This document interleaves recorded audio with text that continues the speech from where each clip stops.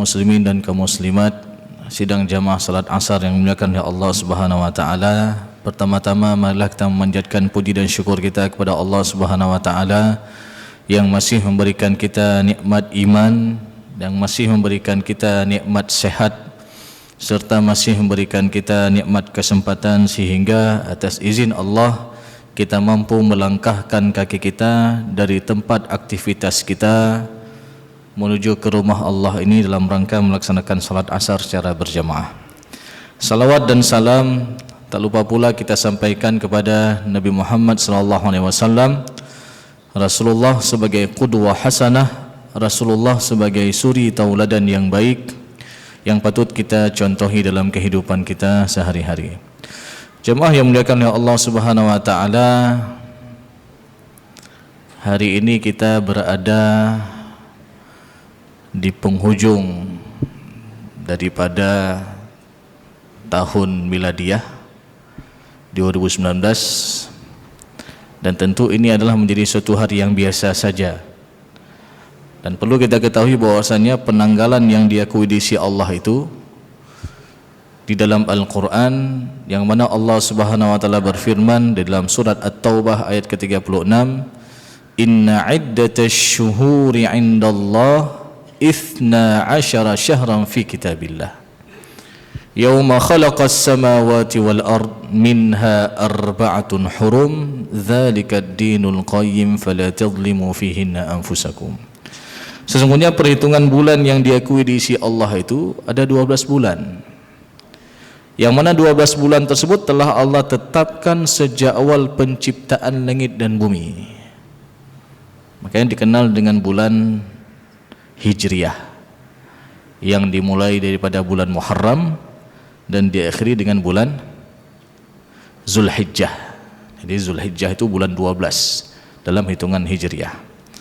Dan perlu kita ketahui jamaah yang dimuliakan oleh Allah Subhanahu wa taala, setiap agama itu punya penanggalan. Jadi orang Nasrani punya penanggalan Masehi yang sering kita pakai. Orang Cina mereka juga punya penanggalan, maka sering kita dengar ada tahun perayaan tahun baru Imlek namanya.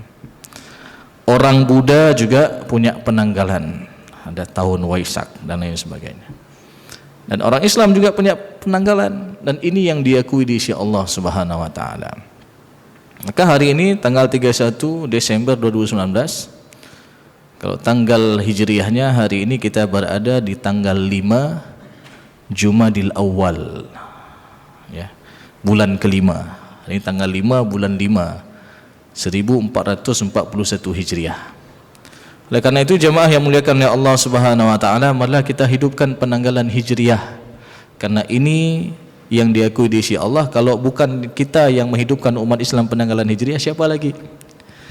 Ya. Maka jemaah yang muliakan oleh Allah Subhanahu wa taala, kita dianjurkan untuk terus fastabiqul khairat, berbuat kebaikan-kebaikan, sehingga hari demi hari kita ini semakin menjadi bermakna dan semakin kita mampu mendekatkan diri kepada Allah Subhanahu wa taala. Dalam kehidupan kita sehari-hari jemaah yang muliakan Allah Subhanahu wa taala, tentu setiap kita pasti ada masalah. Setiap kita ini pasti ada cobaan, ada ujian. Maka enggak ada orang yang hidup yang tidak diuji oleh Allah. Ya. Kalau ada yang mengatakan saya enggak pernah diuji sama Allah, maka ada masalah dengan pikirannya. Ya. Karena setiap kita pasti ada masalah. Maka jemaah yang muliakan oleh Allah Subhanahu wa taala, sebagaimana Allah berfirman, "Walanabluwannakum bisyai'in." Maka kami akan timpakan masalah, akan berikan bala, akan berikan cobaan kepada seluruh makhluk dengan sesuatu. Boleh jadi ada diambil orang yang dia cintai, boleh jadi kekurangan hartanya, boleh jadi dengan masalah lainnya dalam kehidupannya. Maka Allah Subhanahu wa taala juga memberikan solusi dari setiap masalah-masalah yang kita dapatkan. Dari masalah-masalah yang menimpa kita, Allah berikan solusi. Di dalam suratul Fatihah yang minimal kita baca sehari semalam itu 17 kali, itu minimal. Karena setiap solat pasti kita akan baca suratul Fatihah. Karena kalau tidak kita baca suratul Fatihah, maka tidak sah solat kita, sebagaimana Rasulullah mengatakan, la salata liman lam yaqra' bi Fatihatil kitab. Karena Fatihah itu adalah rukun. Maka minimal 17 kali kita baca suratul Fatihah. Dan sudahkah kita coba untuk merenungi, coba untuk mentadabburi salah satu ayat dalam suratul Fatihah yang kita baca setiap hari, yang mana kita baca iyyaka na'budu wa iyyaka nasta'in. Kepadamulah kami beribadah ya Allah, kami menyembah ya Allah, dan kepadamulah kami mohon pertolongan. Maka kalau kita perlu pertolongan, pasti kita ada masalah, ya. Nggak ada orang yang minta tolong lalu dikatakan tolong. Kenapa Pak? Ada masalah? Nggak ada masalah apa-apa. Berarti ya pasti ketika dia pun minta tolong pasti ada masalah dalam kehidupan. Maka solusinya adalah ketika kita menginginkan solusi dalam permasalahan kita, solusinya berbanding lurus dengan kita beribadah kepada Allah Subhanahu wa taala. Iyyaka na'budu, kepadamulah kami menyembah ya Allah, dan kepadamulah kami mohon pertolongan. Dan di dalam surat At-Talaq Allah Subhanahu wa taala juga berfirman, "Wa may yattaqillaha yaj'al lahu makhraja."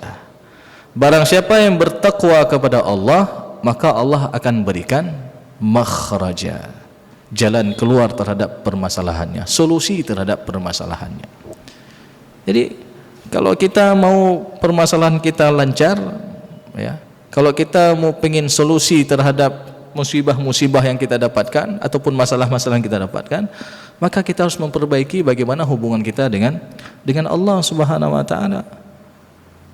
Dengan cara apapun kita bagaimana mendekatkan diri kepada Allah Subhanahu wa taala. Fastabiqul khairat, salah satunya berlomba-lomba untuk berbuat kebaikan-kebaikan. Dan dalam berbuat kebaikan-kebaikan ini jangan kita anggap sesuatu hal yang besar, hal yang sederhana saja. Misalkan ketika kita berlomba-lomba, ya, untuk pergi lebih awal ke masjid, misalkan untuk berada di saf pertama. Karena Rasulullah mengatakan, "Lau ya'lamun nas ma fi safil awal." Sekiranya manusia mengetahui keutamaan yang terdapat dalam saf pertama itu, ya, ketika mereka tidak mendapatkannya, ya, ketika mereka misalkan ada salah satu ataupun satu orang lagi untuk menyempurnakan saf pertama, ya, pasti dia akan berlomba-lomba, walaupun dengan cara apa? Mengundi. Karena kenapa? Keutamaannya itu sangat besar, ya. Jadi walaupun dengan cara diundi ini siapa yang duluan, siapa yang kena nih, ya. Kenapa? Kita dua-dua ataupun semua kita pengen mendapatkan keutamaan di saf pertama. Ini contoh fastabiqul khairat, berlomba-lomba dalam berbuat kebaikan-kebaikan. Dan jemaah yang muliakan oleh Allah Subhanahu wa taala, di dalam kita berlomba dalam berbuat kebaikan pun, dan kebaikan ini tidak hanya dalam hal ibadah-ibadah yang berkaitan hubungan kita dengan Allah, tapi juga kita berlomba-lomba dalam hal ibadah-ibadah ataupun dalam hal muamalah kita yang berkaitan dengan hablum minan nas. Tatkala kita mendengar ada saudara kita yang butuhkan bantuan, kita segera bantu, ya, berlomba-lomba kita segera bantu, ya. Saya punya sekian, saya mudah sekian, alhamdulillah kita bantu saudara kita. Ini juga dalam hal kita mampu berlomba-lomba untuk berbuat kebaikan-kebaikan. Karena Rasulullah SAW mengatakan, la tahqiranna minal ma'rufi syai'an. Jangan pernah kita anggap remeh sekecil apapun daripada suatu kebaikan yang kita lakukan. Jangan pernah kita anggap remeh. Walau antalqa akhaka biwajhin taliq. Walaupun engkau berjumpa dengan saudaramu dengan wajah yang berseri. Jadi ketika kita jumpa dengan saudara kita, kita pasang dengan wajah yang berseri, ini adalah satu kebaikan. Dan jangan pernah kita anggap remeh perbuatan tersebut. Ketika kita jumpa teman kantor kita, tetangga kita, kita senyum, maka ini juga salah satu kebaikan. Karena di hari akhir nanti famay ya'mal mithqala dzarratin khairan yarah. Ketika kita berbuat kebaikan, Allah akan balas kebaikan itu di hari akhir nanti. Maka jemaah yang muliakan oleh Allah Subhanahu wa taala, di dalam hal berbuat kebaikan pun apakah kita boleh iri dengan orang yang berbuat baik? Boleh. Pada dasarnya memang iri itu adalah satu perbuatan yang tidak baik. Tapi ada dua iri yang diperbolehkan. Dalam hadis Rasulullah SAW disebutkan apa? La hasada illa fisnatain. Kita tidak boleh hasad, kita tidak boleh iri kecuali pada dua tempat saja.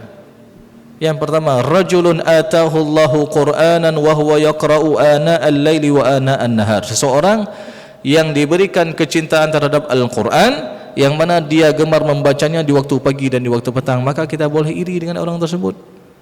Sehingga kita bertanya, kapan saya baca Al-Quran? Karena tidak ada amalan yang paling mudah kita mencari pahalanya melainkan amalan membaca Al-Quran. Kalau kita buat satu kebaikan, ya, maka satu kebaikan itu dilipat gandakan jadi 10. Misalkan kita hanya berbuat baik dalam hal menolong orang dan lain sebagainya, satu kebaikan itu dilipat gandakan jadi 10. Maka ketika kita membaca Al-Quran, kata Rasulullah, man qara'a harfan min kitabillah falahu hasanah. Barang siapa yang membaca satu huruf daripada Al-Quran, satu kebaikan. Wal hasanatu bi asyri amsalihha. Satu kebaikan itu dilipat gandakan jadi 10. Walam aqul alif lam mim harf. Tidak aku katakan alif lam mim itu satu huruf, tapi alif satu huruf, lam satu huruf, mim satu huruf. Jadi pada alif lam mim saja yang kita bacakan itu sudah ada 30 kebaikan. Ini kalau kita mau hitung-hitung. Baru kita baca bismillahirrahmanirrahim misalkan. Bismillahirrahmanirrahim ada 19 huruf. Dilipat gandakan jadi 10 setiap hurufnya. Jadi 190 kebaikan. Apalagi kalau kita mampu membacanya setiap hari, misalkan 1 juz. Ya, ini suatu kebaikan yang sangat luar biasa. Maka kita boleh iri kepada orang seperti itu.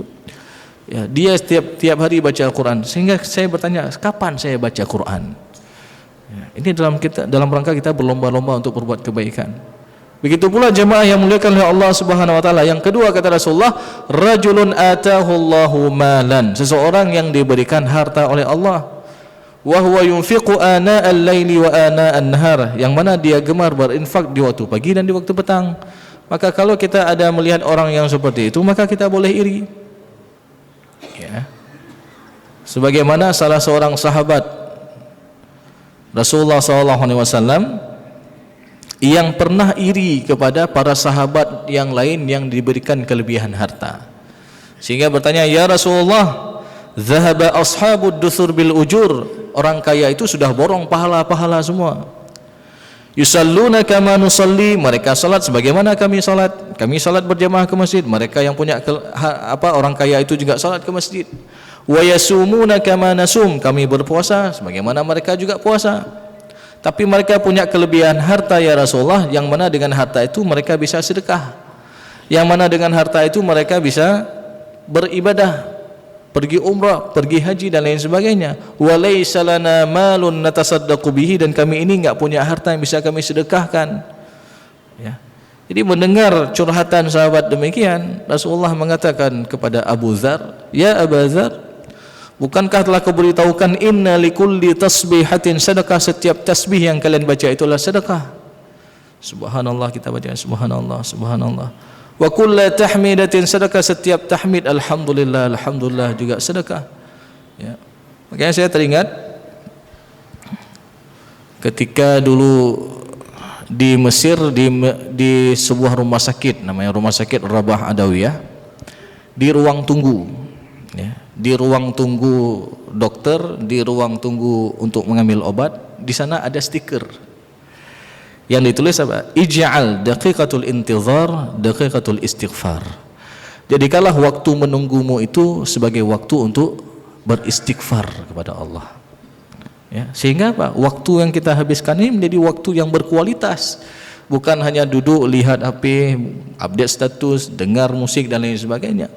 Tapi kita ingatkan, ya, dengan ketika kita menunggu itu adalah waktu kita banyak-banyak istighfar. Itu juga sedekah. Ya. Dan juga dikatakan dalam hadis tersebut, dalam kejadian tersebut antara Rasulullah dengan Abu Dzar, Rasulullah mengatakan bahwasanya wal amru bil ma'ruf sedekah. Ketika kita suruh orang berbuat kebaikan juga sedekah. Wan nahyu 'anil munkari sedekah. Dan ketika kita cegah orang berbuat mungkar juga sedekah. Maka jemaah yang muliakan oleh Allah Subhanahu wa taala. Yang terakhir ada sebuah nasihat yang diberikan oleh seorang syekh dari Basrah, yaitu Syekh Ibrahim bin Adham, yang mana beliau mengatakan, idza ra'aitumun nas masyghulina bi amri dunya fashtaghiru bi amril akhirah. Ya. Ketika engkau melihat orang-orang disibukkan dengan perkara dunia, maka hendaklah kamu sibukkan dengan perkara akhirat. Ketika orang berlomba-lomba mencari dunia, kita sibukkan dengan akhirat kita. Lalu beliau menambahkan, wa idza ishtaghalu bitazyin zawahirihim, ketika engkau melihat bahwasanya mereka sibuk menghiasi zahirnya, pakaiannya dan lain sebagainya, fashtaghalu bitazyin bawatinakum, dan hendaklah kalian menyibukkan diri kalian untuk menghiasi batin, ya, menghiasi jiwa kita, ya. Jadi ketika orang semua update dengan pakaian bagus dan sebagainya, tapi kita coba perbaiki bagaimana kualitas hati kita. Lalu beliau menambahkan lagi bahwasanya wa idza ishtaghalu bi'imaratil basatin, ketika mereka disibukkan dengan bangunan-bangunan yang megah, maka fashtaghalu antum bi'imaratil qubur, maka hendaklah kita menghiasi diri kita bagaimana nanti kubur kita nanti. Orang berlomba-lomba berbuat bangunan-bangunan yang megah, yang tinggi dan lain sebagainya. Kita coba bagaimana kita cara menghiasi kuburan kita nanti dengan apa? Dengan nur, dengan cahaya-cahaya.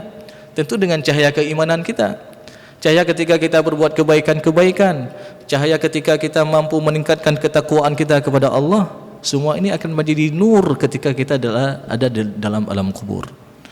Maka jemaah yang muliakan oleh Allah Subhanahu wa taala, lalu beliau menambahkan lagi, wa idza ishtaghalu bi'uyubin nas fashtaghalu bi'uyub anfusakum. Ketika orang-orang sibuk dengan aib-aib orang lain, maka hendaklah kamu menyibukkan dirimu dengan aib-aibmu sendiri.